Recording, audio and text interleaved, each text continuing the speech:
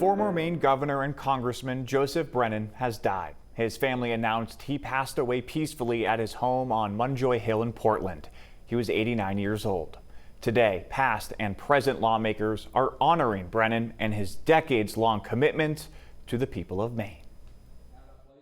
Joseph Brennan was the son of Irish immigrants and grew up in Portland. After graduating from Cheverus High School in 1952 and serving in the Army for 3 years, Brennan began his political career when he was elected to the Maine legislature in 1964.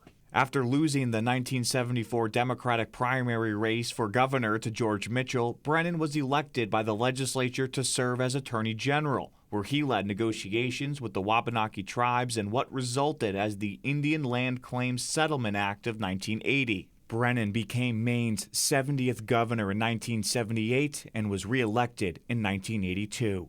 After his time in the Blaine House, Brennan served in Congress, winning elections in 1986 and 1988. His public service career ended after serving 3 U.S. presidents as a commissioner of the Federal Maritime Commission from 1999 until he retired in 2013. According to his obituary, Brennan's family says his generosity, compassion, and kindness knew no bounds. What you should know about Joe Brennan is he's the real deal, and really thought that government could have an influence on people's lives and on public policy.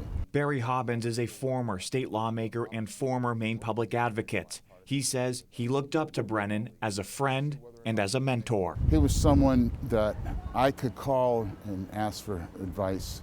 He will go down as being one of the better governors and probably the most compassionate governor we've had. 8 years ago, the Maine Irish Heritage Center dedicated archives of Brennan. His former primary opponent, George Mitchell, delivered these remarks. What we really need are leaders who have the qualities that Joe Brennan had and demonstrated in his life.